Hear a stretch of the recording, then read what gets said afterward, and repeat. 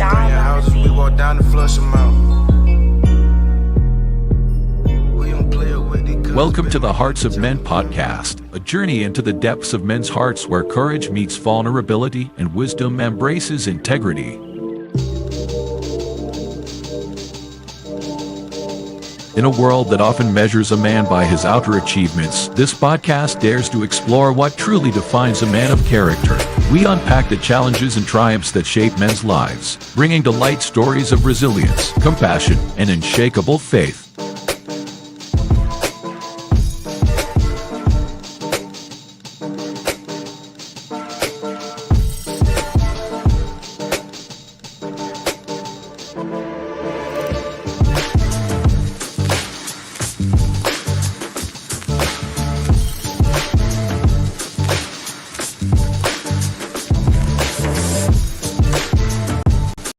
We believe that the heart of a man is a treasure trove of untold stories, powerful lessons, and profound wisdom. Through authentic dialogues and insightful discussions, we aim to unlock these treasures, one story at a time.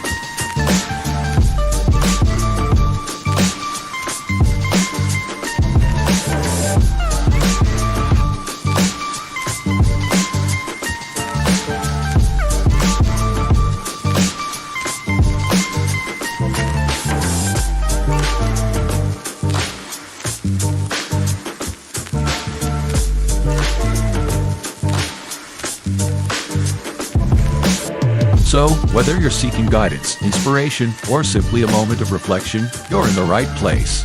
Get ready to be challenged, inspired, and transformed.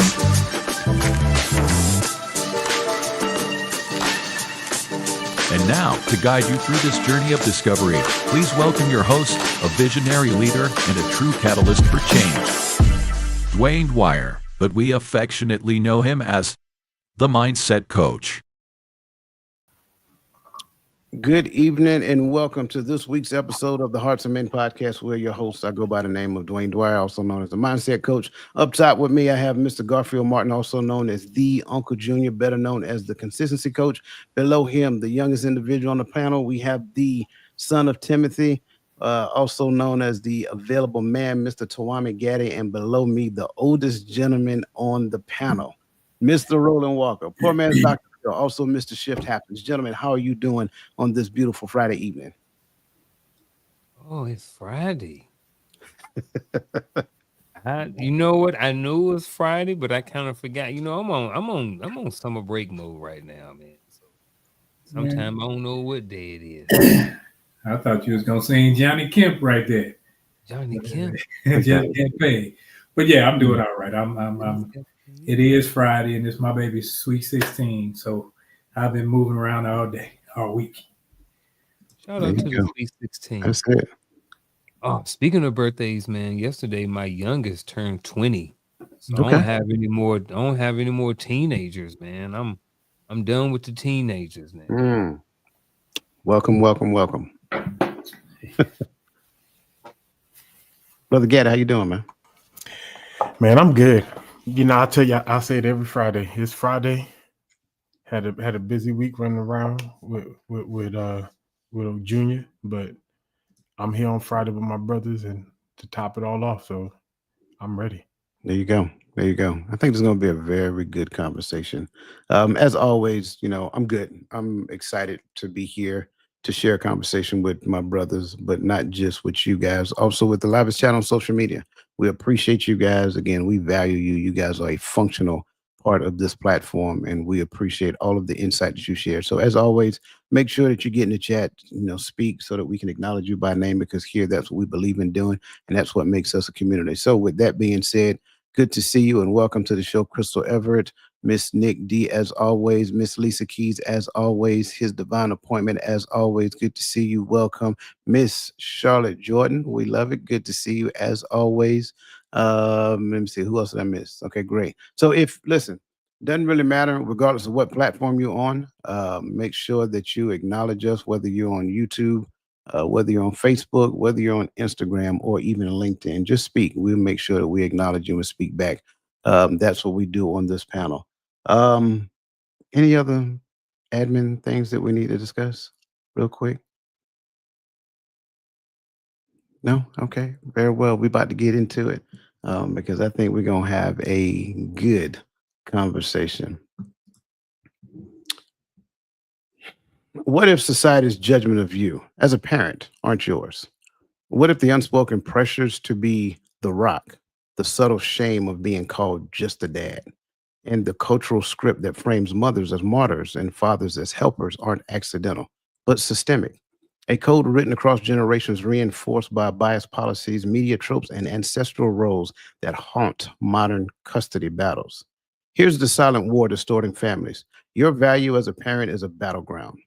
On one side, a world that claims equality but funds maternity leave 4-1 over paternity, markets parenting tools to mothers 83% of the time, and shames fathers for requesting flex time. On the other hand, your primal right to nurture. This isn't about diapers, formulas, or birthday parties. This is about dismantling the architecture of inequity. Tonight, we expose the 5 societal algorithms that disempower fathers, impoverish families, and how to rewrite them. This isn't parenting talk, it's an excavation. Your role has been held hostage by daycare forms that default to mothers' names, by court systems that award custody to moms 65% more often, and workplaces that penalize paternal caregiving. But tonight, we reclaim the narrative. So subscribe now. Share this with every parent tired of outdated script. This isn't a podcast, it's a rebellion. So stay tuned to redefine parenthood. Welcome to Father's Day. Now, I like starting our conversations off like we do because at the end of the day, we always tend to unpack a theme that kind of sets the conditions for the conversation that we're going to have. But first and foremost, I want to make sure that I give a disclaimer because there's a level of responsibility that comes with awareness. Once you become aware of a thing, you are responsible for researching it for clarity. But here's the rub: your research for the discovery of the information you were made aware of, not to confirm your biases. That is a rejection within itself. Rejecting this responsibility is called choice ignorance. In other words, once you are aware, you are accountable. The truth doesn't care about how we feel or where we got our current information. Ultimately, this means telling the truth runs the risk of offending or hurting someone else's feelings. This may be one of those conversations where awareness and offense happens at the same time. So if you want to, well, I'll say it like this. So if you want to be accountable for the information you will hear in this evening's conversation, you're in the right place. But if you don't want to be accountable, then you might want to leave now. For those of you who remain, I assume you are, like many of us, exhausted of the state of our community and are willing to be a part of the change. If so, good, because that's what these forefathers, get it? Forefathers. Yeah, bad dad joke. That's okay. That's what these forefathers are going to do today. So gentlemen, I want to kind of start off because, again, on the Empowering Perspective community, we believe that we're the subject matter experts of our own opinions and our thoughts. And you guys are extremely experiential in the conversation that we're going to have today. So, as we get started, how do you define reality in your own words?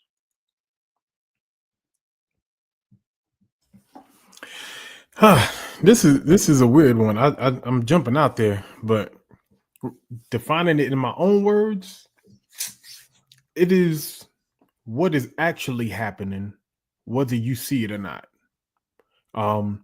There are things that we believe are happening because of what we see in front of our face, but some things are happening behind closed doors, whether that's big picture, small picture, whether that's at home, parents planning something behind your back that you think nothing is happening.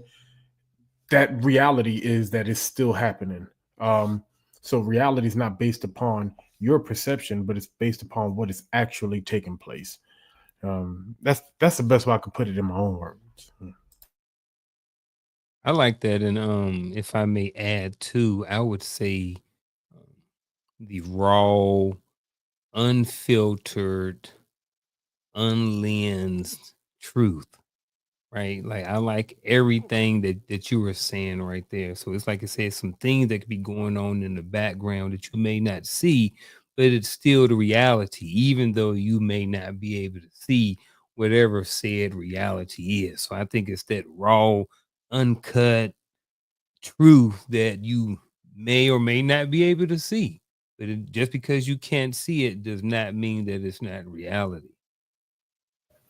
And just to jump in line with these brothers, I would say reality is what's actually happening, whether it be micro, macro, or however you want to term it, but what's actually happening, not just how you see it happening to you or to somebody else, but the actual events, the actual everything about it. Because sometimes you can take pieces and try to form a whole reality when that's not necessarily the reality, but it's just a little portion of it. So you made it the big picture when it's not. And I think, and that's what most people do. They take a small portion and they say, well, this is happening. Like, yeah, that's true. But, what about add these other variables? I like all of that. And listen, for everybody who's listening, if you have not hit that like button, go ahead and hit that like button. And if you have not shared it to your other platforms, please share it, because we're getting ready to get into it. Unc, you said something. You said something about just because you can't see it. What would prevent me in your mind? And this is just not just for Unc, but Unc, I want you to kind of start it off. What would prevent me from seeing something that you can see or that others people can see? Ego. Okay. Ego. Ego is one thing that prevents people from seeing certain things. Sometimes you may have someone who's in a leadership position and they don't understand that how they're coming across as a leader with their maybe, I don't care about it, but sometimes tone of voice, sometimes demeanor, all of these different things that go into part of the communication when you're talking to your employees or subordinates and stuff like this. And someone would say, "Oh man, he's so mean, he's so nasty, he got a big ego, blah blah blah, all these different things." But I think sometimes when you're in those positions, not everybody, but sometimes even in the home, even as fathers and stuff like this, sometimes we let that ego to come around and we don't necessarily see things because our ego is blinding us or shielding us from seeing what is actually there. I'll jump in with trauma or biases can Trauma, yep. definitely cloud how people see it because you seeing it through your trauma, you seeing it through your experiences. That's not everybody's experience. That's not everybody's trauma. So when you try to put everybody inside that box, it kind of nullifies the idea of reality because it's your reality. And if it's not yours, it really doesn't exist. I was going to say that term right there, my reality, your reality. Um, I believe the true definition of that term is just what I'm privy to seeing. That's when I say my reality. So my perceptions are based upon just the portion of reality that I can see. But when I believe that there's a my reality and your reality, it'll keep me from seeing the reality, even when it's in my face. Um, 'Cause I think some things are hidden from us based upon perception versus it being covert, right? We could say that this was the plan behind the scenes and we only know it because it came out in full circle. But if they did it right in front of your face and told you what it was and you don't see it, it's because you don't believe that it's a part of your reality. Uh, and we're going to dig into this some more. So I like this question because my answer to this question, the rest of my answer to this question, I believe is in the rest of this conversation. So I'm going to hold my mute, right? Yeah. The Yeah. only thing that I do want to add, the real small piece, is that I mean, as you can see, this is not as easy as just a one word sentence or a one word definition or a sentence or something like that. I think it's it could be a lot of things. It's kind of seen different. I think perspectives is a word that that probably can go into this at some point. So I think it's a lot of different things just to add on to it. I don't think it's simple. Yeah. I like what everybody said. I love the ego. I love the trauma, especially biases. I love the assertion of my reality, which kind of reminds me of the phrase of my truth, right? And I think one of the biggest mistakes that we make is we think our perspective of reality is, finite, right? It's there is no more infinite. There is, I'm sorry, not finite, but we think it's complete. I say it that way. We think our perspective of reality is complete.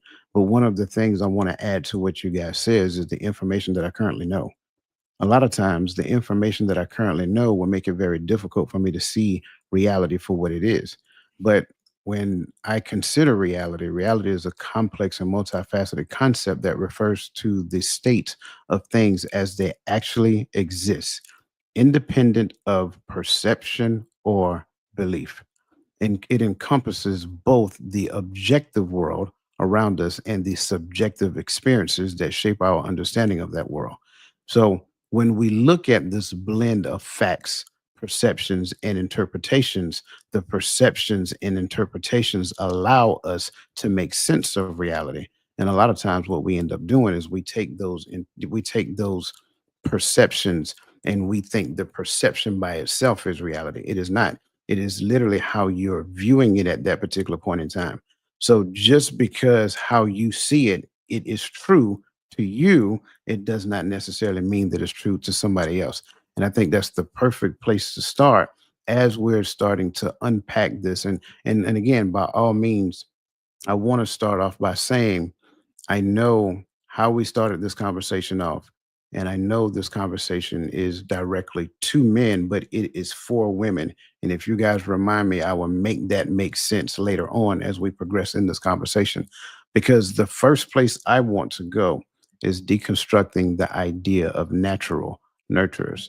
Now, I think to go along with that, there's a stigma or a stagnant thought, a stagnant myth that mothers are instinctive caregivers and fathers are accidental babysitters. And I think when we mentally process that, that resonates. That kind of resonates with a lot of the things that you hear and see. And so the tension between growing numbers and entrenched biases reflects a systemic lag, if you will. Um, Economic realities evolve faster than cultural scripts about masculinity. As one dad summarized, we're told to man up and parent, but mocked when we do. What do you think about that?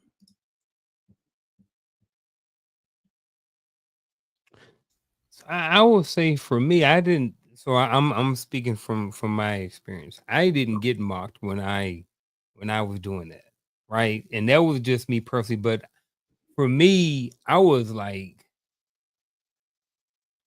not that people bow down to me, but it was like it was all positive stuff, as a man stepping up, not stepping up, but my sons wanted to stay with me. One of them, due to some stuff that was going on at his mom's house, it wasn't working out. So when he was in 10th grade, he came to stay with me, and then the other one, wasn't supposed to stay with me, but he came during the summer and I asked him about what was he doing for school? And he talking about I'm staying with you and I'm going to school over here. So I was just like, okay. So for me, I didn't get that. You know what I mean? So I'm very interested. I do have some thoughts about it, but before I speak about it, um, this is why I want to wait and go a little bit later on because those wasn't my experiences, as being a father and taking care of, kind of being a single father. I was, but I wasn't. Their mom was still an active participant in their life and stuff like this. She only stayed 20 minutes away. So I'm interested to hear what y'all say before I start going off on things that wasn't necessarily my personal experience. Or your reality? My reality, absolutely. See, and I'm glad she put that because I was about to say that may be considered your reality, but it's a finite reality in a broad spectrum, right? Um, because and I tell you, I had both, right? Well, I agree. You know, when I was fighting to try to get full custody of my two oldest, primarily because the fight was going on to where it was like, no, you need to have less and less and less and less time. So The people that were in my circle was in my circle and they had my back. They didn't ridicule me, but the people in her circle was like, how dare he want access? Those are your kids, not his kind of concept. The conversation was always my kids, my kids. And I used to have to be like, hey, I remember that. I remember them nights. You weren't alone. So stop saying my kids. All right. Like, and that in itself became an argument because that's what was being pushed to her. You're a strong Black woman. Those are your kids. And it's like, I'm just the accessory that you carry on your arm. You just say, look, they got a father. And, or when it gets hard, that ability to say, oh yeah, he's not involved. I'm doing it all by myself. And so that's the battles that are being fought. Like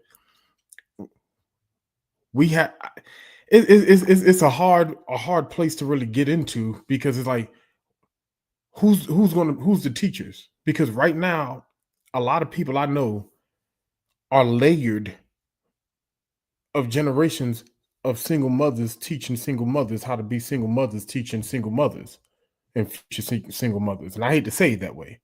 And so it was like, when do one person say, although I'm a single mother, I'm not going to teach my daughter to be this? But I digress. I grew up in a strong matriarchy system where my great grandmother raised. I was the only boy in the house, so she established roles.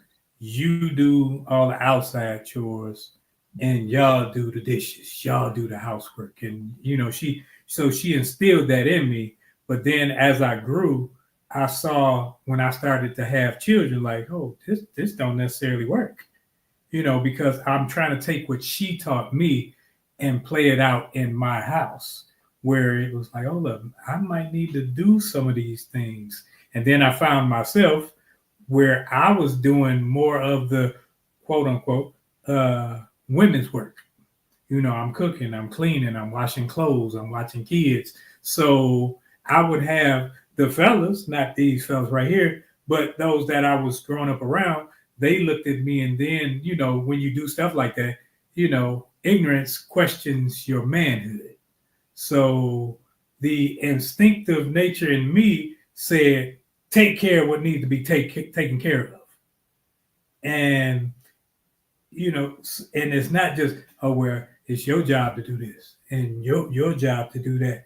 I think that's one of those behaviors that were taught out of struggle and out of whatever it had to be.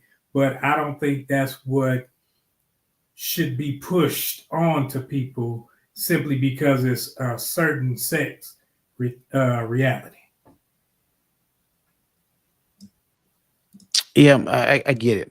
I think, and I will start off by saying, even if, and this isn't a shot at you, Garfield, even if it's not your reality, we can't deny the information that it still exists.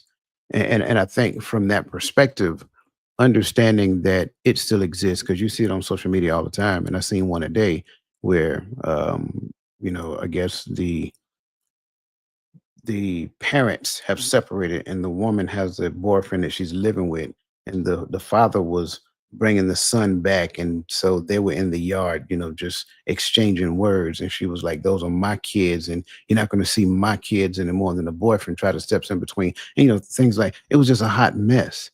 And I think, even though it may have been a skit, I'm not sure. I'm almost certain it was, because somebody was videotaping or whatever. But we can't deny that something like that is probably happening someplace. You may not have experienced it. I may not have experienced it to that degree. But by that same token, I think everyone can say they heard some mother say they're my kids, as though she has sole ownership over those kids. And I think that becomes problematic, being convinced that women are natural nurturers. And I'm not denying the fact that there are nurturing abilities there, but I also know that fathers have natural nurturing ability as well. It just does not look the exact same thing. And it's not supposed to look the same, because they're supposed to accentuate one another. So when we create these narratives that sounds like the complete and entirety of a thing, it is a false reality. And that false reality now becomes a person's mindset going into, and I'll talk about the child. When the child here, it becomes their reality going into adulthood, and then that becomes well, it can. I'm not going to say it will.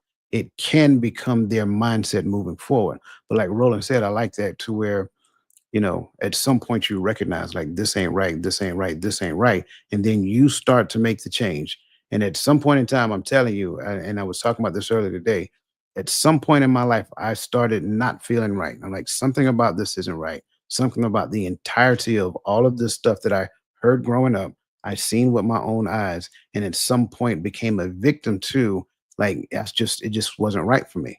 And then I just started doing more digging, more researching, more education. I tell you, when it first changed for me, I was in Iraq, and I was looking up some information on the internet, and that's when I discovered, no joke, that a young girl's first encounter, and it's almost like something that you should know, but you just never thought about it.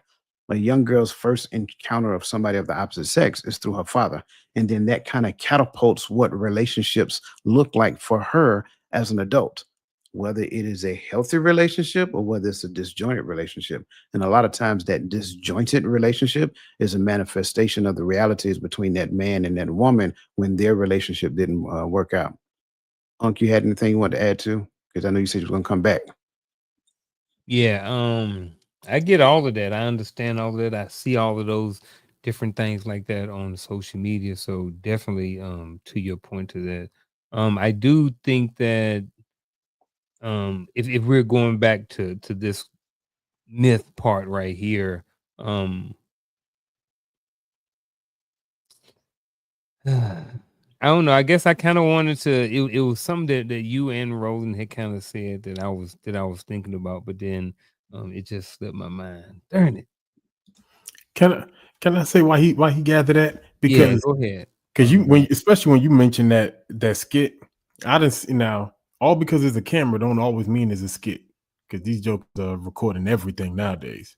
And they got perfect timing. Like, they catch you right in the good part of the argument. I don't know how they do it, but but just in case this gets shared to the right people, because we're talking about father's instinct of caregiving.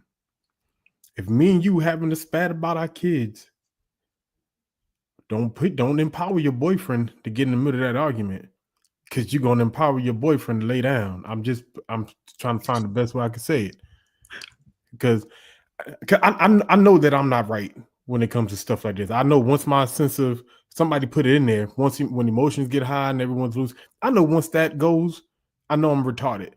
But I know there's people worse than me. Right.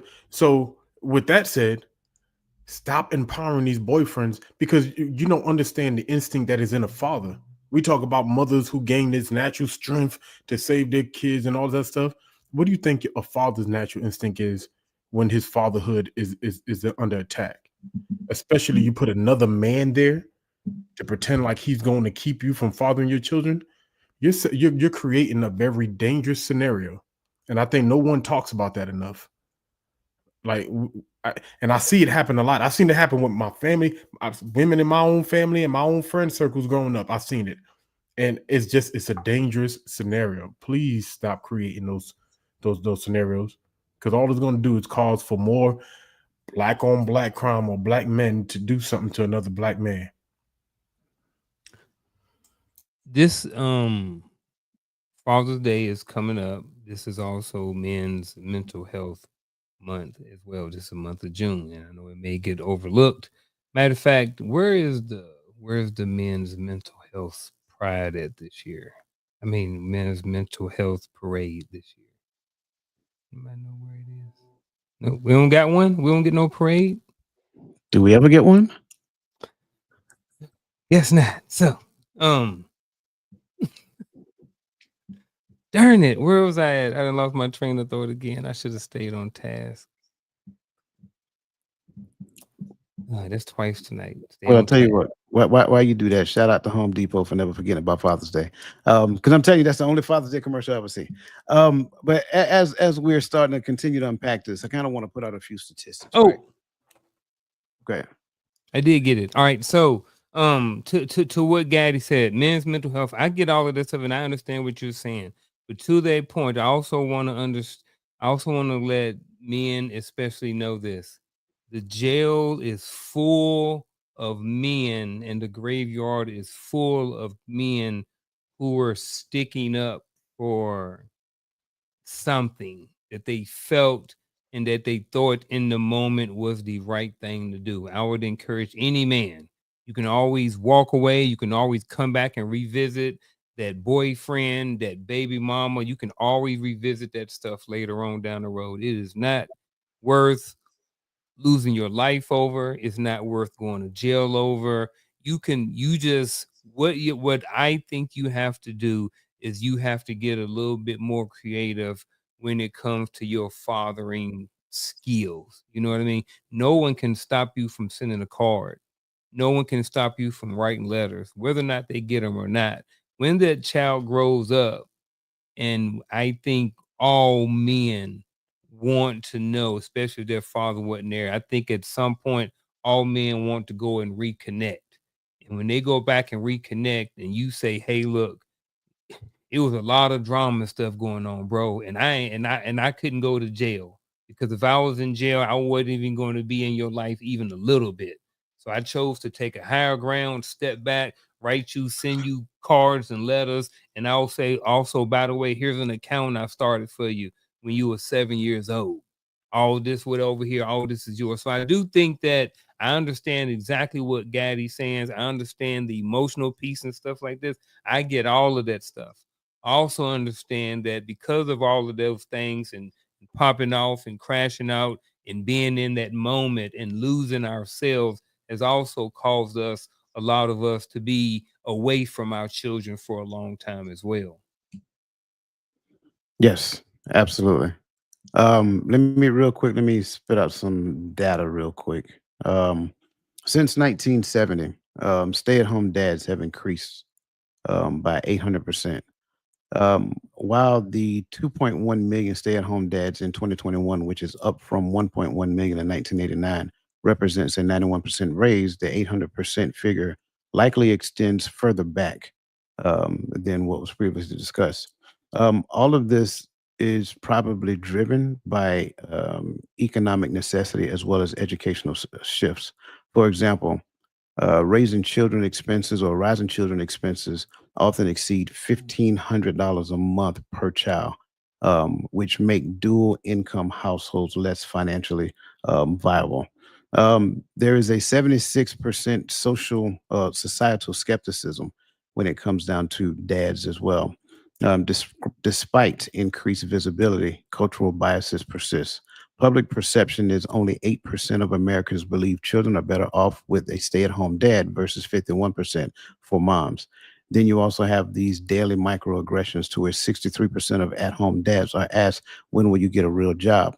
Or praised for basic tasks like grocery shopping. Then you have systemic oversight.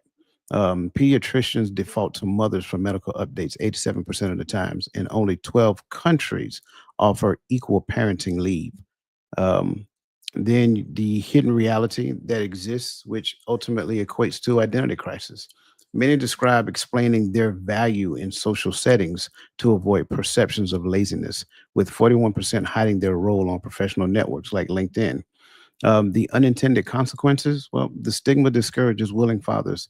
58% of working dads want to stay home but fear judgment, while 22% of current at home dads plan to return to work permanently to regain societal statuses or social statuses. So, statistics, although can be in some degree skewed to paint a particular picture, I think there is also some relevancy behind those statistics as well. So to counter this concept of the mothers are instinctive caregivers and fathers are accidental babysitters, I think we need to transition to parental neuroplasticity, where brains rewire through caregiving, not chromosomes. Fathers' oxytocin spikes match mothers during active parenting. So, what does all of this really mean? Mothers, if you want your child's father to do better, consider doing better with him. That takes us to point number two, the fractal biases. Now, um, Anybody, you guys, are you guys familiar with fractals? Okay. So it's like a it's like a geometric shape, a simple geometric shape that is repeated consistently in different arraignments to where it creates a larger picture, like a snowflake. They create snowflakes by simply with a simple triangle, and they just keep make doing the triangle, and they just keep turning it, and then eventually you will get the snowflake appearance. They just put it in different locations, but that's kind of like what a fractal is. And so, in essence, it is a systemic pattern where micro level, well, we're talking about fractal biases here, which ultimately equate to a systemic pattern where micro level prejudices, often dismissed as harmless or isolated, replicate and amplify into micro level inequalities through repetition across societal systems. And so I think that's a great place to be at and I'm just keep that going down there. I think that's a great place to be at when it comes down to this one, because now we get into a different myth. Maternal gatekeeping protects kids. Paternal involvement is optional. And I don't think there's any person under the sound of my voice that can deny and again, it's not a blanket statement for everybody, but I think even if you were not participating in something of this magnitude, you know of somebody who has. And so that being said, gentlemen, what are your thoughts here? When it came for me, I think I recognize this not in my household now, but in my household overall, because my oldest three daughters were with my first wife, and then my oldest two came to live with me. And you can see the difference with the two that came to live with me versus the one that stayed, because her way of thinking is a little off. I mean, it is. It's more like her mother's side or whatever. But when it came to how to deal with men and how to deal with bills and certain structural things, my oldest two daughters were more prepared for that stuff, because we talked about the bills that came in the house. We talked about things. We taught them how to cook, and it was like certain things that you would think out of what we're talking about that a mother would do is what I was doing, because I was developing a relationship. No matter what society say I'm supposed to do, I got to develop a relationship with my children so that they're functioning adults, not so, oh, you just a functional woman or you just a functional wife. No, you got to be a functional adult. And I think when I looked at it like that, then it was all those little parameters that we tend to put around one another, they go away, and you can actually become a functional adult without falling to the pitfalls of how society say you should be as a woman. I want to ask a clarifying question. What is, just to make sure I'm correct, is maternal gatekeeping keeping the child from one of the other parents? Okay, that's what I thought. All right, so based off of that, maternal gatekeeping is okay. Is maternal gatekeeping does protect the cow, does protect the kids, but that I think is the exception. So I think that's the exception. So I don't want to talk about the exception. So I would just say that I think yes. I mean, I think no. I think what happened is when you do that and you think that what you're doing and you're keeping that child from that parent or those grandparents, because sometimes it's grandparents too. You know what I'm saying? And I think that what happens is you, when you do that, you keep the child from learning certain things, from being nurtured and getting that extra season on the meat or whatever you want to call it. You know what I mean? Giving that extra input into the child. And I think you miss out on that when you do that. Like I said, I think there is exceptions. You know, if the father's off and he's doing something he ain't supposed to be doing, he into drugs and people shooting up the house and stuff like this. I understand, I get it. You know what I'm saying? But if that stuff is not going on, then I don't think that you are protecting the child by gatekeeping the child from the father. Now, when it comes to parental involvement is optional. Again, I think it's optional, but I think that is the exception. I think that parental involvement is not optional. I think that when you got two adults that at some point had the idea, at least in most cases, they both agreed that they were going to get together, maybe not necessarily agree or mature enough to handle what happened, but at some point they decided they were going to get together. And from that, a child came. So I think that in most cases, you have to have the child involvement. So parental involvement is not optional. I think, you need to have both of them there in order to produce the best child in most cases.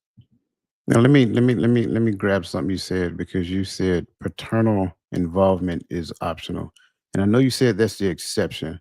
But could you Mhm. give me an example when paternal involvement is optional?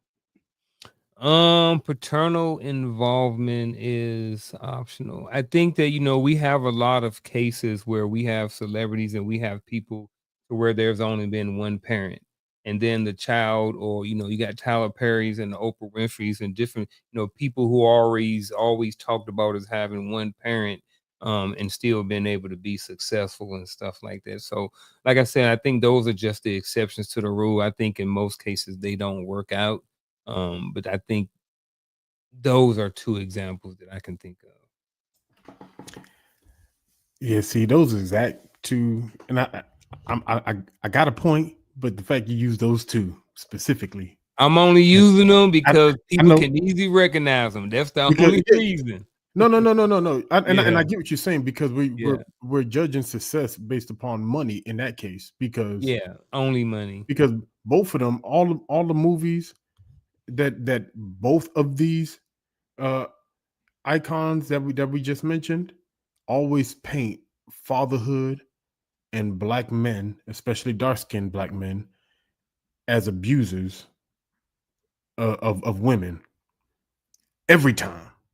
And and though they are quote unquote successful, but we can see that their perception of life is skewed. That's the only way they know how to make entertainment, is by demonizing the black male. And I hate to say it that way, but the numbers show. I you think know, I think you're right, but I also think that there is an audience for it, and that's a part of also the reason why, because they're about making money. They're in the business, so somebody's watching it. I like how Coach did that, because you two are talking about exactly what he just said before with the fractal bias. yeah, That's where that comes from, because they have trauma, they have this, and what they do is they emulate it in their life and in their movies and everything. So now the depiction of parenthood to them looks like that. Or since this was traumatic for me when I was coming up, now I'm gonna show this in a different light over here because of my fractal bias. Because like he was saying with the, I think he made snow some snowflake or something like that, yeah. because now you take little pieces and now you put together as a whole, and now it may look like a lot of money, but it's a lot of damage that has been done. But here's a crazy thing that Unc just said too. He said that there's an audience for it, but we're talking about a generation. He's selling to a generation of single mothers who came from a generation of single mothers. Like the generation he started selling to were raised by mothers who baby fathers or husbands were in prison, mass incarceration, or strung out due to the drug epidemic. Like this is the generation that raised them. And so why are we looking at a generation of absent fatherhood and saying it destroyed us, it jacked us up, so let's continue it? And that's what I see when I see this statement. Is like we've taken a trauma that has hurt our community in large, and now our women wear it as a badge of honor, to the point to where now young women don't feel like strong black women if they're not doing it by themselves. I hear it all the time. Oh, I need my kids to know that I'm a boss bee. What that mean? I mean, that means I didn't need no man to do. And then what? The next generation, we're gonna keep repeating this, and then you're gonna get on social media and say, "Men ain't men no more. Men ain't." You literally told your whole generation of men to stop being men so you can be men. And they teach their sons to be what? Exactly. Either soft, effeminate, or go in the other direction, looking for me. Right. Or abusers. And I think the big problem here, and I'm not making it about Tyler Perry and I'm not making it about Oprah, right? But I think the big problem here is that there is a large audience that he has. That's the problem. I don't care if he's a billionaire. Like that doesn't move me. That doesn't excite me, right? I'm not a fan of his. But the fact that there is a large audience who is looking for that helps us to have a better understanding of the systemic mindset that we have in our community. But yet we're screaming and hollering about why our community is disjointed, because we are a part of perpetuating the cycle of the disjointedness of the community. So until we recognize that, until we get to the point of recognizing that, okay, look, we are carrying on the division in the community and passing it on as a thing of legacy, there lies the problem. And then I got it. These people were probably handpicked, whatever, got it. And they were the ones. And let's just be honest. If we don't believe that the media industry is strategically working their magic behind the scenes, you're crazy. We're crazy but if you just believe that, oh, this person pulled themselves up out of bootstrap and they came out the mud and no, it don't work that way. Trust me, you had to have a story. You had to have a plan. Once that plan fit their narrative, now you got a platform. And that's ultimately how it worked. And I'm not saying that they didn't work hard. That's not what I'm saying. Right. But I know a lot of people, back where I grew up at, they worked hard too. And guess what they got for it? A lot of the stuff that we're talking about. So I think we got to be completely honest with ourselves, strip ourselves of all biases. And I know that's hard to do. Strip ourselves of all the biases and look at the information as it is objectively. And if you look at the information as it is objectively, I do not believe that there's one person who would deny the fact of what we're saying right now. It is clear. It is obvious. It is blatant. I'm telling you, there's a movie out right now. And I was just talking about this earlier today as well. There's a movie out right now. And well, let me just ask you to find distinguished gentlemen, because I know you know the answer. Stop it. William Shakespeare is known for two, it's many more than two, but he is very famous for a play that he wrote years ago. Could you guys just name it? Which one? Romeo and Juliet? Romeo and Juliet. Yes, Romeo and Juliet. There's a movie out right now called Juliet and Romeo. I wonder why. Like, only thing you got to do is pay attention. It's all in our face, and we're just not even recognizing it. The Woman King. Like, come on, let's be real. And again, it's not saying that, oh, woman get down. That's not what we're saying. But pay attention, because the media is part of the divide. And if we're not honest with ourselves and seeing it, then we're just missing the mark and thinking, oh, all is well. But it's affecting your psyche. It has now become the replacement of Walt Disney. Walt Disney did it when you was a child. Now the big screen movie industry is doing it while you're an adult. And it's just continuing the same thing that Walt Disney started back then. Can I Did you have any Cracker Jills? Wait, what? No Cracker Jacks? No Cracker Jacks, right? Everybody remember Cracker Jacks? Yeah. No, you can buy Cracker Jills. What is that? Same thing. It just instead of say Cracker Jack, it say Cracker Jill on it. Oh, okay. Jack and Jill. I got it. I finally got it. I was a little slow on the draw just now. Yeah, but yeah, I got it now. They made Cracker Jills now. So you can go buy Cracker Jacks or buy Cracker Jills. If you don't like the Jacks.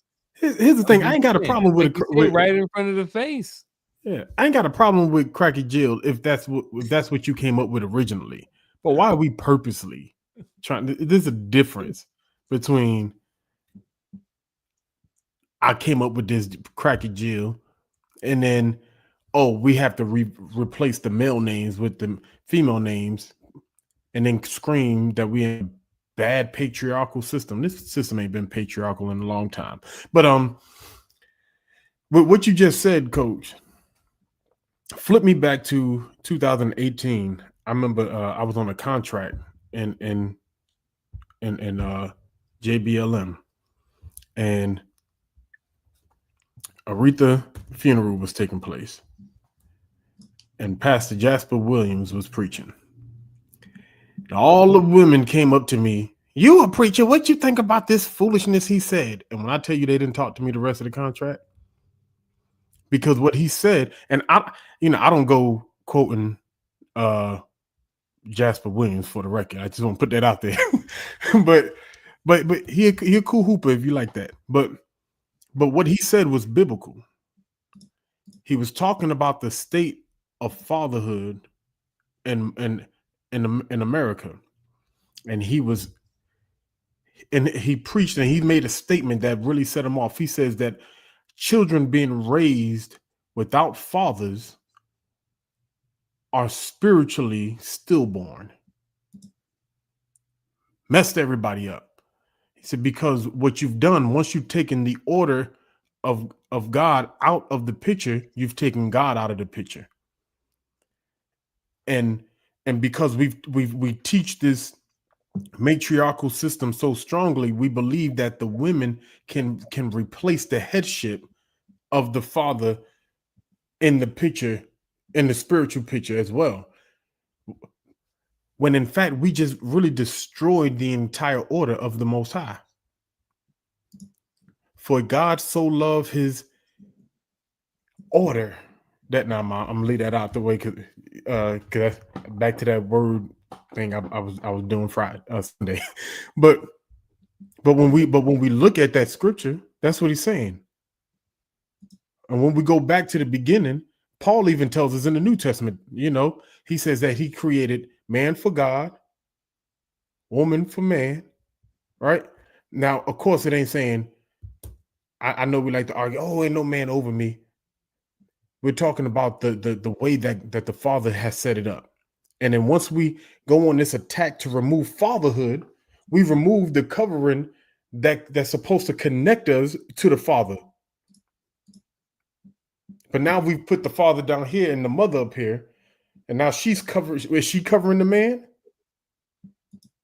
Because if so, then he defiled his head, which is the father. So we got a lot going on, and then we wonder why it destroyed an entire community, because we've taken the order of the Most High and himself and laugh in his face. I'm gonna leave that alone. But you're not wrong. I'm a transition, same space though. I'm a transition just a little bit because I think it's important for us to talk about the job market. So countries with equal parental leave, such as Sweden and Iceland, see paternal involvement rise 250%. The increase comes from structured equal parenting leave systems. This does not include the United States, by the way. And here's how it is broken down, because I think this is just, it's mind numbing, really. So the Nordic policy mechanics states that 480-day split.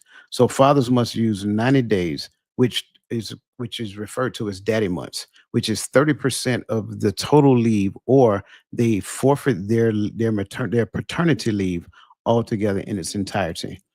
But then you have a 6 + 6 month quota, right? And the 6 + 6 month quota mandates an equal split via use it or lose it, designed with a 80% salary coverage. And I think this is an important concept to consider, because ultimately the results are daily paternal caregiving time tripled in these countries since this reform. And the children of involved dads show a 23% higher school engagement and 18% lower behavioral issues. U.S. contrast, 0 federal paid paternity leave. States offering paid programs, though, such as California and New York. So it's like only an 8% uptake by fathers versus an 87% by mothers. So workplace stigma causes 51% of U.S. fathers to take less than 1 week leave because of paternity. So I think we have to encounter or consider the transformational truth here. And the transformational truth is fractal equity, micro biases, assuming dads can't pack lunches, scale into macro harms, custody disparities. So the big takeaway of all of this is mandatory quotas in Nordic system drive behavioral change, but the collaborative parenting approach is absent in voluntary U.S. frameworks, which now takes us to point number 3, energy apartheid. And you guys, I know you guys are familiar with apartheid. So I get it. And we got to give our women some love. I just want to put it out there. Motherhood is exhausting, right? I get that part. And, the stigma here is that fatherhood is like a side hustle. So working moms do 65% more childcare. Working dads face 40% higher flexibility stigma. And so when you consider it, you have to consider it from the perspective of like the couple being together and the couple not being together. So gender roles and systemic gaps, lack of affordable childcare and equal pay force mothers to bear the burden of childcare labor. Data shows that working mothers now invest time equivalent to that of 1970 stay-at-home moms despite being employed. Divorced parents, though, mothers often retain primary custody 82% of the times, which intensifies their child care responsibility. Post divorce, they experience time poverty as they balance jobs, child care costs, and societal judgment for perceived inadequacy in their role. Fathers, especially non-custodial dads, may disengage due to visiting schedules, but those that share custody face heightened logistical challenges. Working dads face 40% higher flexibility stigma. Men who request caregiving accommodations, leaving early for school pickup, often face perceptions of being uncommitted. Only 21% of managers view paternal flexibility needs as legitimate compared to 68% for maternal moms. Um, Divorced parent nuances for dads face a double stigma. Dads are judged for failing as breadwinners and scrutinized for their parenting competence. Only 19% receive workplace support like emergency child care case access compared to 43% of single moms. Non-custodial dads often denied flexibility. Why do you need time off if you don't have full custody? Which reinforces cycles of disengagement. Again, childcare costs 55% of working parents can't afford childcare without subsidies, disproportionately impacting mothers and divorced parents. Only 12% of U.S. employers offer backup childcare, forcing parents, especially moms, to make career sacrifices or engage in unsustainable masking. System inertia entrenches inequity. Mothers face penalties for caregiving duties. Fathers are punished for challenging norms, and divorced parents are excluded from support systems designed for nuclear parents. Gentlemen, what saith ye? I'm going to back up a little bit and start back when I was in the military. When I was in the military, I had all 3 of my sons while being in the military. So, and I was only there for the second one due to a whole bunch of other stuff. But I was there for Quasi, and Quasi is now 23 years old. And I remember, and then the first one. So Brandon, I had Brandon out of wedlock. I had him in 1995, right? So I was a young private, but I didn't have that paternity leave, females and stuff, but we didn't have any in the company then. But when I came back in and had females, they had kids and they were gone for, I don't know, 3, 4, 5, seemed like forever they was gone. They come back in, you like, hey, who are you? You forgot this person was in the company because they was gone for so long.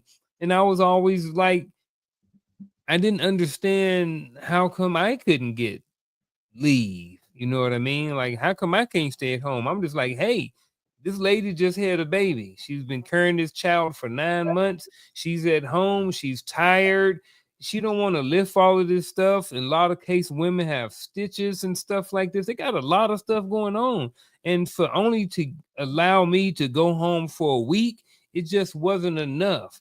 And, not, even before, not only does that child needs that male nurturing, but all the other things that need to go on in the house too.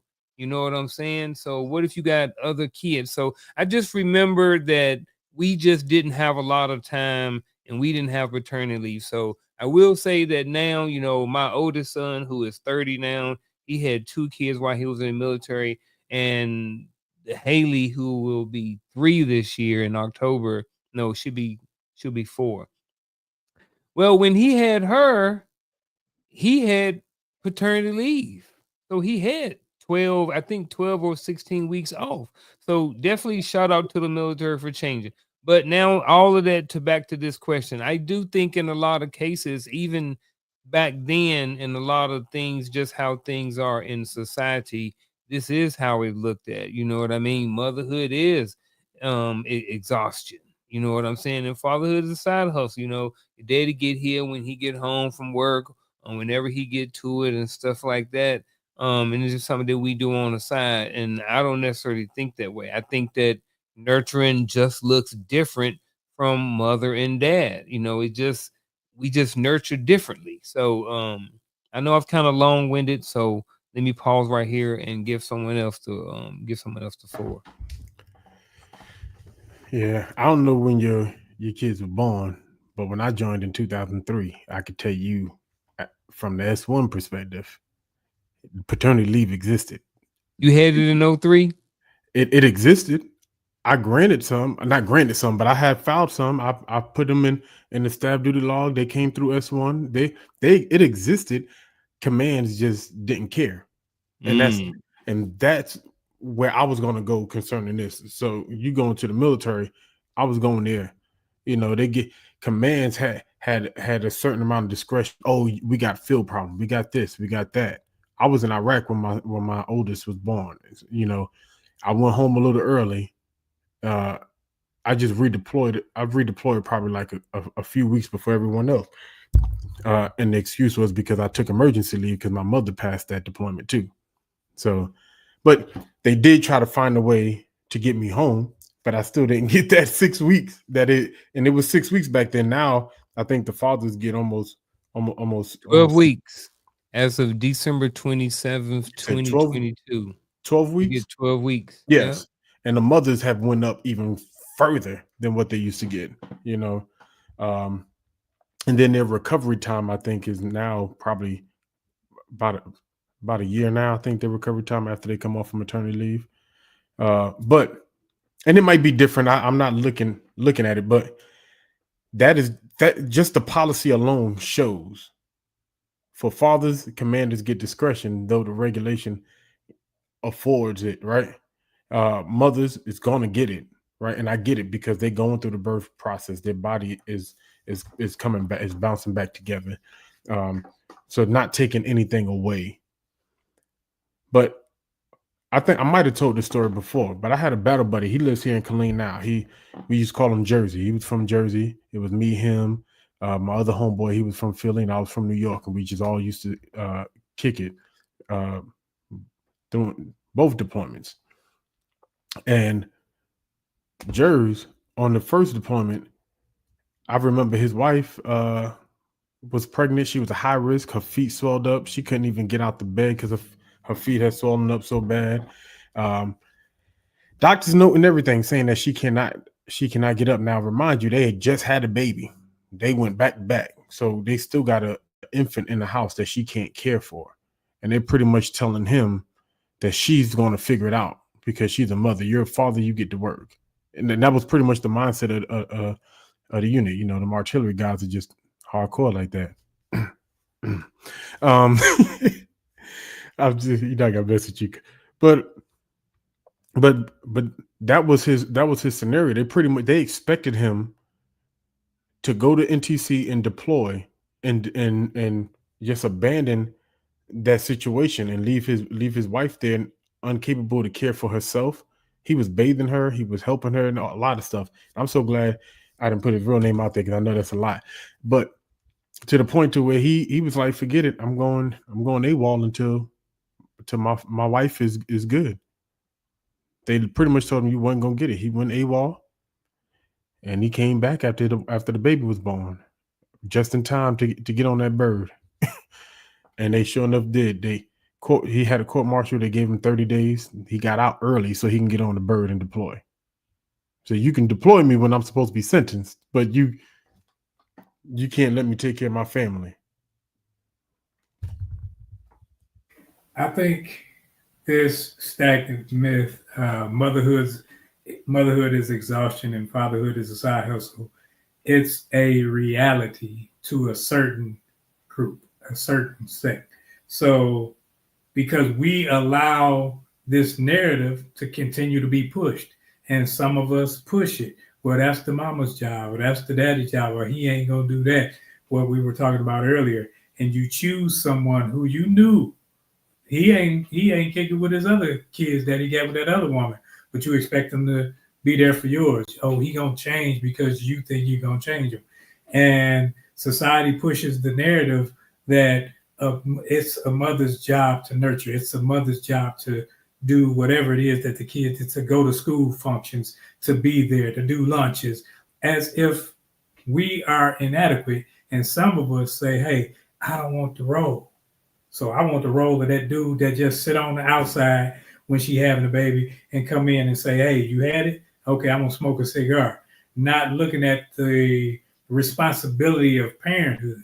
See, I think we look at motherhood, fatherhood is parenthood, but we allow society to separate it to where I'm gonna give you a job and you got a job over here, and we don't cross pollinate thinking like, "Hey, I may have to nurture at some point. I may have to cook. I may have to clean, but I look at it as a demeaning role per society because hey, that's women's work. No, that's parenthood. So I think that when we stop allowing society to come into our homes and separate us there, then it won't separate us in society. It won't separate us on platforms. It won't separate us wherever we go. But since we do, that's why you see you'll get on any social media outlet and you'll see us bickering back and forth about what we should and shouldn't be doing with one another. Yeah, I agree. It just kind of reminds me of my phrase I use at work all the time. There is no such thing as officer business or NCO business, it's leader business. And I think the same thing should be processed when it comes down to parenting. Because we believe that mother's labor when it comes down to a child is expected and father is charity. But I think the notion is that we need to, like, I get the whole titles thing, but don't allow the title to disrupt the potential of harmony happening within a household. Because sometimes, and again, I got what jobs are saying, I got what jobs are doing, and I got the fact that, paternity leave is not readily accessible in some cases as easily as maternity leave. But at the end of the day, if I got to take leave, just take leave. I don't think you should allow that to be the deciding factor. All right, next is vulnerability bind. And moms cried, dad solved, right? And so I think when we look at this particular one, um, fathers who openly discuss caregiving challenges receive man up dismissals 3 times more often than encouraged due to cultural scripts. Patriarchal norms framing emotional openness as weakness. Real men handle it alone. Custody biases. Courts granting mothers primary custody 82% of the times subconsciously cast fathers as secondary parents undeserving of sympathy. Divorce father nuances. Non custodial dads, those within visitation rights, face accusations of faking concern from ex partners when discussing parenting stress. Online posts reveal phrases like, "How hard can it be? You only see them every other weekend." Or custodial dads, sole guardianships, face toxic positivity. "You're a hero." Or you hear statements like, "Oh," masking systemic neglect, lack of divorced dad support groups compared to single mom networks. Then we have systemic triggers. Legal systems, child welfare agencies fail to involve fathers in 68% of cases, even when active, breeding isolation and silencing struggles. And then, as we previously talked about, workplace policies. Divorced dads requesting schedule flexibility for custody arrangements face 25% higher job loss risks than never married fathers. Impact on the children. Fathers' internalized man up pressures show 40% reduced communication with kids post divorce, 2.5 times higher likelihood to default to Disney dad overcompensation, gifts over guidance. Gentlemen, what saith ye? True statement. Let's move to the next question, please. No, I'm kidding. If I was actually when I see this, and I know it says moms crying, dad soft, but if I was to look at this, I just think that they're talking about the maybe that women or moms may be more nurturing, maybe more emotional, and dads may be more logical, and maybe more to solve problems or whatever like this. So, and I know this is a myth right here, but I think you know it is a myth, but I think that there may be there's some truth to this, and I think is it may have something to do with. And I understand that we're all parents and we're all can play certain parts in each roles, you know what I mean? But I also think that there are some difference. I think that naturally we're wired differently about certain things and certain things that moms tend to do, dads may not do, and vice versa. So I also at the end of the day, yes, I think this is a myth, but I do think that there's definitely some truth that is here, but not based off of literally what it says, moms cry and dads solve. I'm gonna say moms more emotional, more nurturing, dads more solving, more logical. And that's my 2 cents for this part of it. As we progress, I don't necessarily want to focus on that. I Okay. mean, I get that part. I want to focus on like all of these stats that I just read. Non-custodial dads, visitation rights, toxic positivity, the legal system, child welfare system don't involve fathers in 68% of the cases. Divorced dads requesting schedule flexibility for custody arrangements face 25% higher job loss risk. So those things specifically. Yeah, like child support. Well, I think the whole child support system needs to be revamped. I think I ain't gonna say that. I'm gonna leave that part alone. But I don't, and I understand, like when if a guy, and this goes back to something that somebody was talking about earlier, and how relationships with the child's father, child's mother may be. If you don't pay child support in certain cases, sometimes a woman like, well, you ain't pay your child support, so you can't see your child. Well, I get that, but your rent be late sometimes, you know what I'm saying? So don't act like, I'm just saying the rent be late and you still stay in your house. You know what I'm saying? So if I'm a couple of days late on child support, I should still be able to see my child. Again, my youngest is 20. This ain't applying to me. But I have seen situations where that has been the case. The father's a little bit short on the child support. He didn't pay all of it or something like this, and then now and all of a sudden, the he don't have access to his child. Now, I will tell you this: I am a proponent of fathers being a financial participant in the child's life. I'm all for that. How it looks, we can have a whole conversation about that. But I don't. I do think that the way the child system, the way the child, not child care, but way the child support system is currently worked is not. I don't think it's good for men. I think there's probably some good stuff in there, but I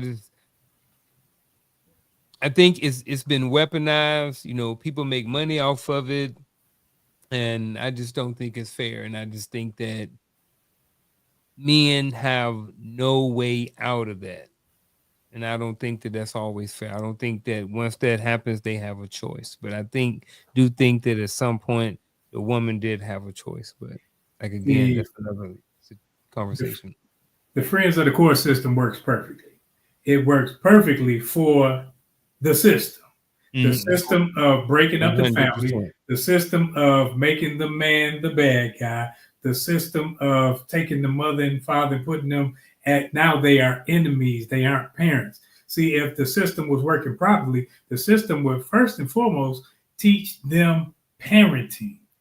See, instead of just saying, okay, how much you make? Okay, we're gonna take 60% of that. And then you over here looking at him as a check. The kids over here looking at him as a check, or looking at him as a deadbeat, or whatever the case may be. The system, see, when we allow the system to get in our business, get in our homes, that's when the problems arise, especially when with a community. Because when we're looking at community, if we're saying we're community, even if we have a kid, we don't get along. that's fine. We should have others to come and say, okay, this is how things work. Yes, the kid needs this. Yes, the kid needs it. You only make this, you only make that. Let's make it work together. See, that's community, but we don't do that. We go and let friends of the court. I remember when the dude in the wheelchair of the state of Texas, when them letters used to come to my house, and I'm paying $1,800+ a month. And I'm like, God, dog. That taught me how to budget. That's where budgeting first started for me, because I'm like, okay, I'm paying $1,800. I only got this to live, and I know that's already gone. But then I'm hearing, Daddy, I need some shoes. Daddy, I'm taking this. Daddy, I'm taking that. And then so it messes with a man's psyche when he can't provide those things, because he look like, some people say it, but I never did. I never said, well, I sent this to your mama, ask her for it. I tried to make it happen.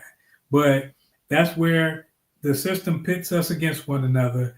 And I think it needs a total overhaul, because it's not working for the children or the parents. It's working for the system of oppression.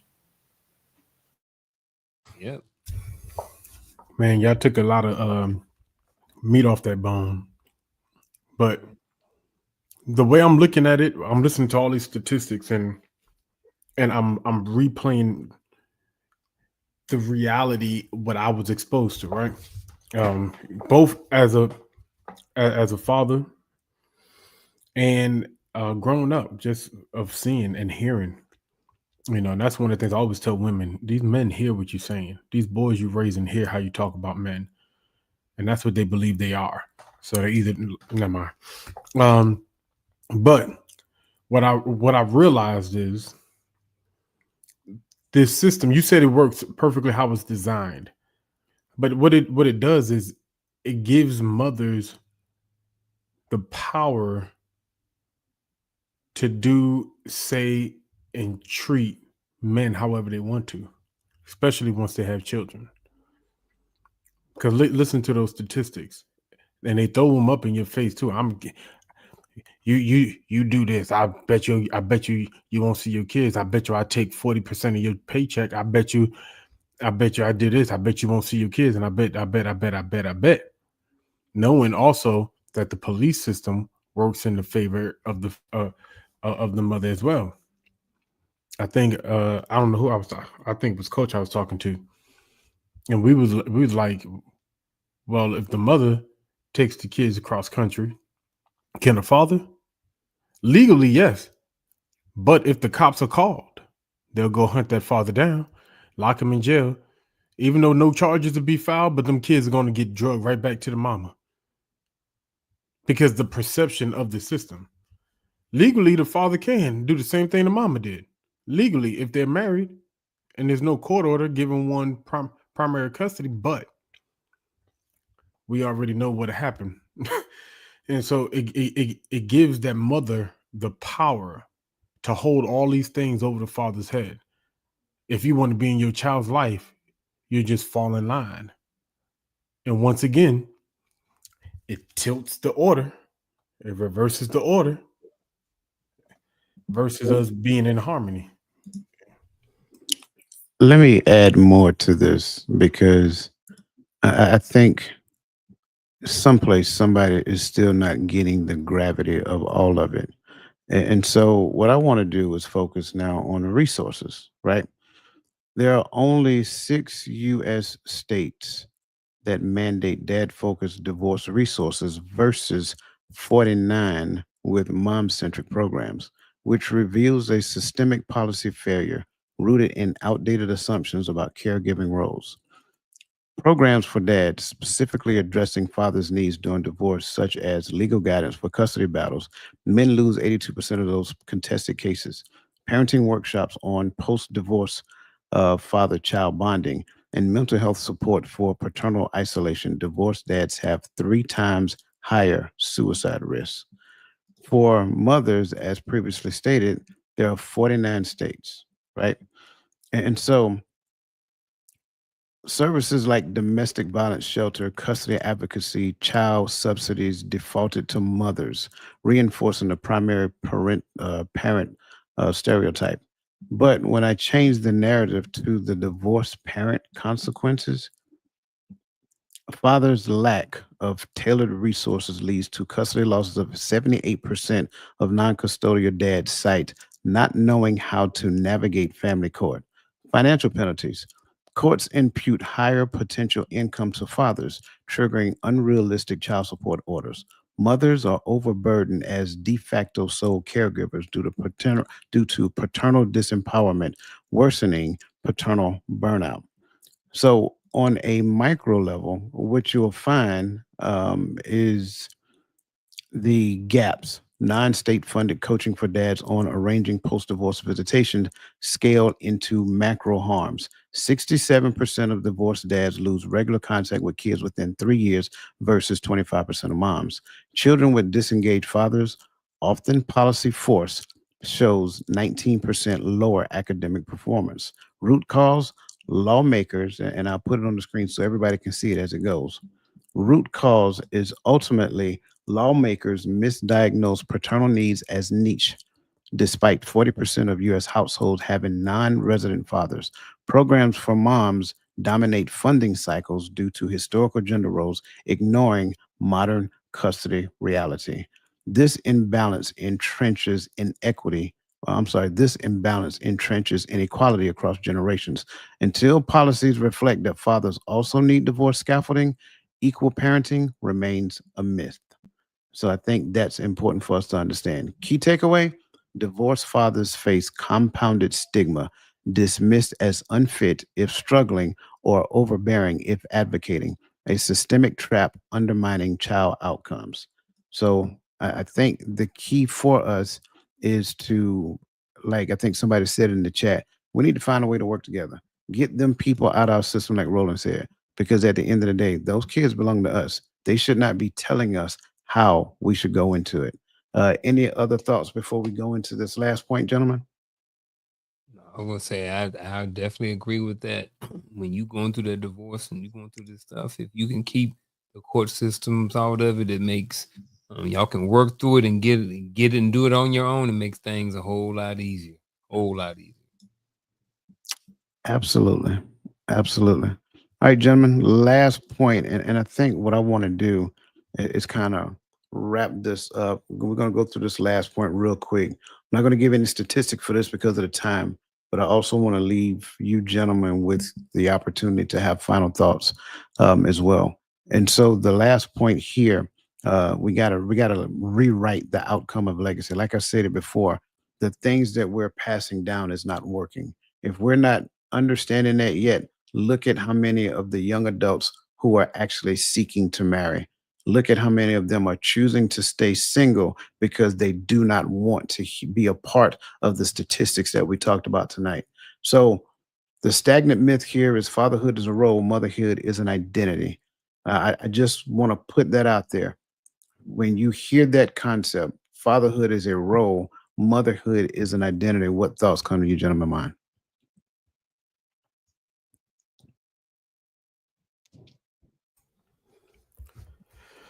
Fatherhood is a role, motherhood is an identity, just pretty much saying that parenting is what mothers do, is who they are. Fathers, it's nice to have. It encompasses everything we talked about today to me, right? It's just a role you play. You show up sometimes. You do this. It's not who you are. It is not the makeup of who you are. And I think that once we get back into the idea of fathers being available, hence the concept of the available man. That's where my mind went when I came up with that concept, because we have to break the mindset that men aren't available. Men aren't really parents. Men are just nice to have around. No, men are, to be available means to be there, to have to go after the resources needed to be what you need to be to your family, to your children, to your community. We have to get out of this if the man don't show up mindset, everything is going to be all right because mama got it. Well, don't nobody say if daddy don't show up, I mean, if mama don't show up, don't worry, daddy got it. People going to say, Oh, you can't raise that child without no mama. You can't take the kids away from their mama. You can't. They'll put all these things out there, but when it comes to the father, don't worry, mama got it. I think this is the same. It's just like in the episode of Martin when Martin and Gina they were having problems, and then Martin he was straight up with her. He told her it was only two places she needed to be in the house: the kitchen or the bedroom. Gina, this is the reverse of that, because when you allow your small realities to come to fruition in your little space and you make it the big picture for everybody else, that's what you think. You start thinking that her place is the kitchen or the bedroom. Your place is out there working and you're just the provider. And motherhood is an identity and fatherhood is just a role you play. See, if fatherhood is not my identity, don't call me father, because it's not just a role I play, it's who I am. And as father, I may have to do certain things and you may have to do certain things, but as family, we work together so that the children are raised properly so that they aren't missing a beat, not so that they have more of you or more of me. See, when we start nickeling and diming and saying who's doing more, what, and okay, well, I was doing it. I did more cooking. I cooked last week. No, what needs to be done? Let's get together to make it happen and learn some type of communication to where we can come together so that what's best for the family happens. Not what's best for you, not what's best for me, but what's best for the family so that the children can grow up in a healthy environment. So I like this. But I like it as, so when I see this is how my mind works. When I see fatherhood as a role, I see this absolutely. It's just one of the roles that I do as a man, as a father. And when I look at motherhood as an identity, I think that even if I have to put fatherhood in there, I am a father. So being a father and fatherhood is part of my identity. It's not who I am, but it is one of the many hats that I wear. That's how I look at this. Fatherhood is a role, yes, but in order to be in that role, I'm thinking that I at least have to be identified, not that it has to be my identity, but I at least have to be identified as a father to be in that fatherhood role, whether it's by me, whether it's by the child, the baby mama, whoever. I don't know who gets to dictate, to me who that father is, that I'm the father. But that's kind of how I look at it. The fatherhood is a role, but it's just one of the roles that I do as a father.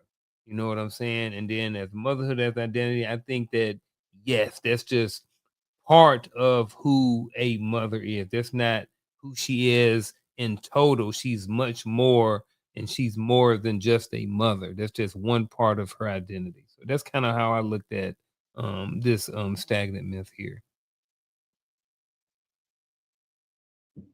Gad, did you go already, bro? Okay. Um, yeah, I struggle with this one. I'm be honest with you.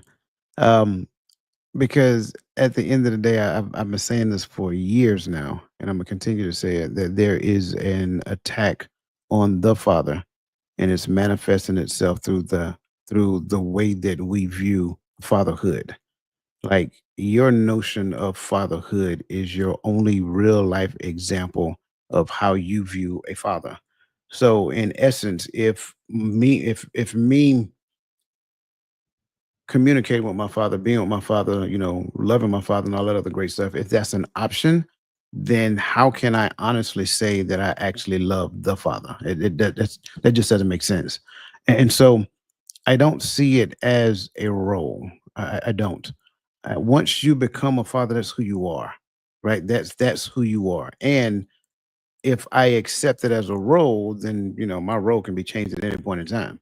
But if that's who I am, no one gets to adjust that for me except for the one who blessed me with the opportunity to be a father. And I'm not talking about the one who birthed the child. I'm talking about the father himself.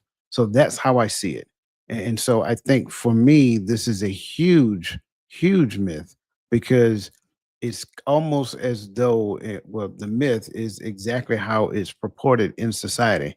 Motherhood carries a higher value than fatherhood, and it should have never escalated to that point.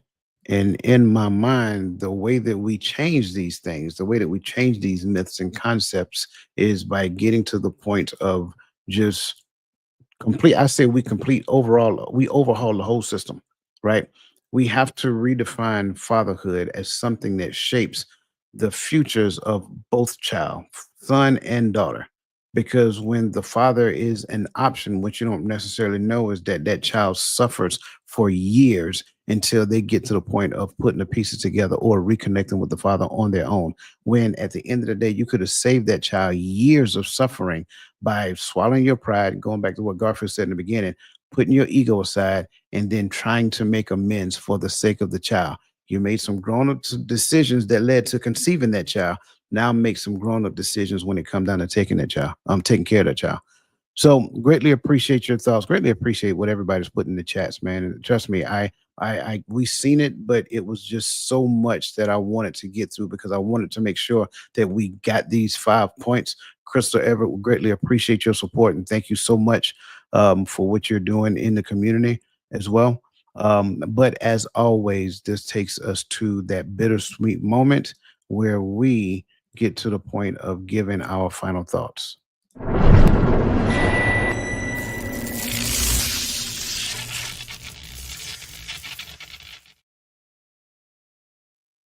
I think tonight we had another great informative show. You know, the show was called Five Mindset Shifts That Transform Your Reality. One thing I would suggest is going back and rewatching it. I think that's something that I probably need to do to help, you know, have a little bit more understanding. Sometimes when you get new information, it's a good idea to go back and go back and rewatch certain things and go back and relook at it again. But you know, to the my final thoughts is, you know, we don't always we don't know, and sometimes we can't see certain things in us, and we can't see reality of everything. So, I would just say that be open-minded sometimes when someone may come to you and may address something to you because you may not be able to see it. And don't be so egotistical or so whatever to whereas you're not open to certain information that may in essence make you a better human and may make you a better person. So just if I would just say one word, and it would just be open mindedness. And that is my final thought for this week.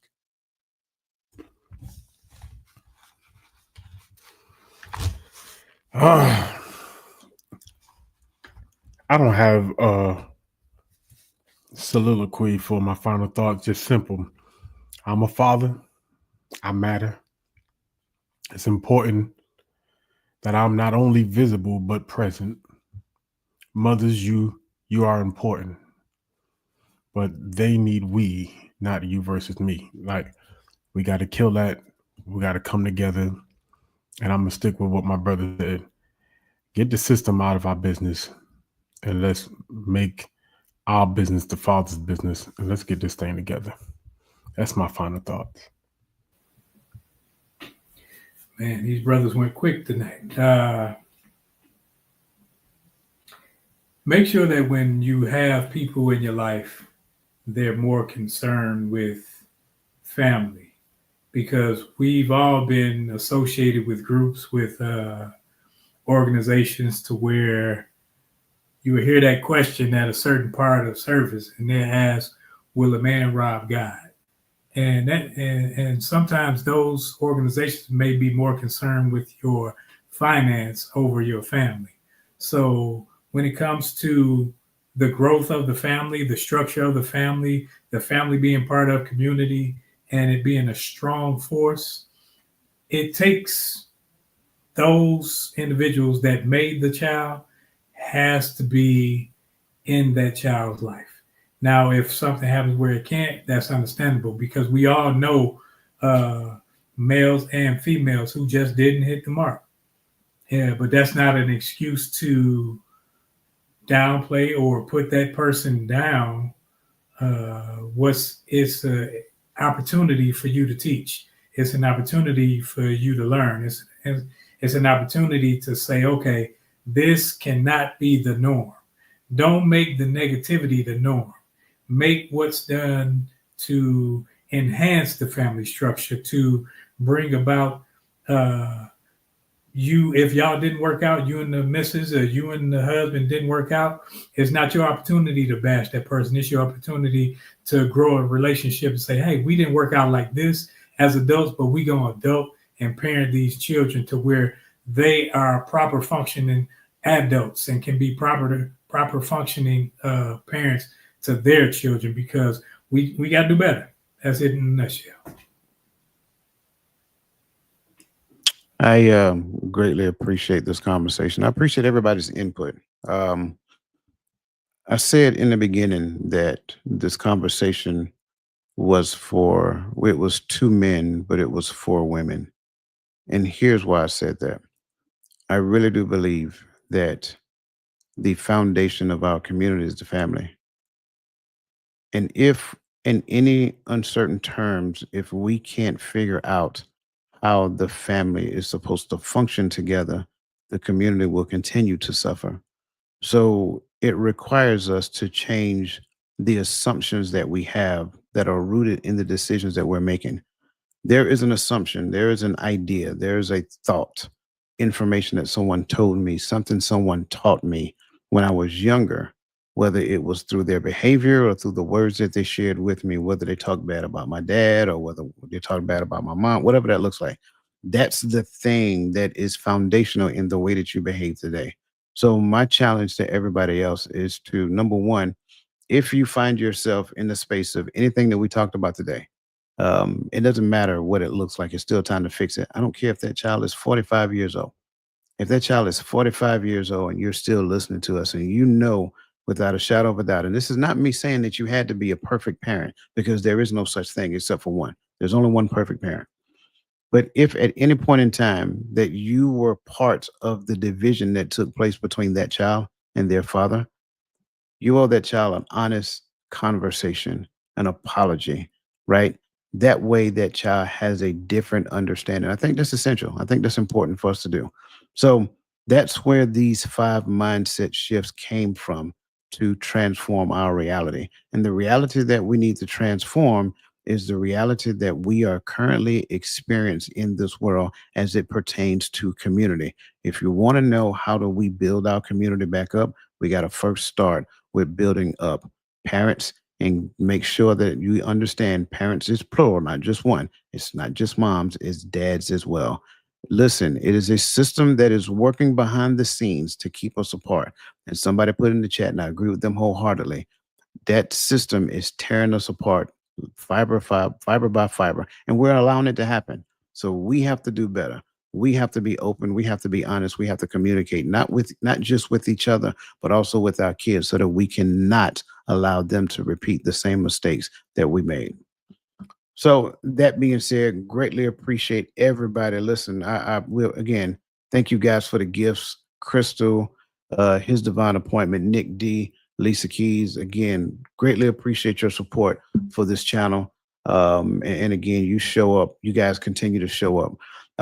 Gentlemen, do you have any other thoughts that you want to share before we get out here? I just wanted to say to for you guys, I don't know if y'all celebrate Father's Day or not, but either way, Father's Day coming up. So happy Father's Day to y'all. Happy Father's Day to anybody watching, anybody in the chat, all those different things like that. Go out there and celebrate. And if you have to go out there and cook your own meal, then that's ain't got nothing to do with that. I can't help you. Happy Father's Day. Stop making dads cook their own Father's Day meal on the grill. Trying to disguise. I saw about 3 TikToks on it today. Hey, if they don't cook their own meals, they'll pay for their own meals at the restaurant of the woman's choice. Look, man, look, on behalf of all these gentlemen here, again, like Garfield said, happy Father's Day to all the men out there. Shout out to Home Depot, because y'all never forget. We appreciate y'all. Listen, you guys have an awesome rest of your evening. Let the best version of yourself be a blessing to somebody else, and we will see you guys next week.